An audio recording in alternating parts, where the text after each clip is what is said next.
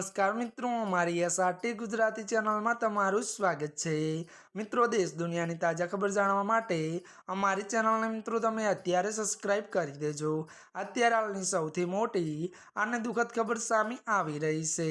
જી આ મિત્રો આપને જણાવી દઈએ કે ત્યારે મિત્રો વાત કરવામાં આવે તો પ્રખ્યાત અભિનેતાનું નિધન।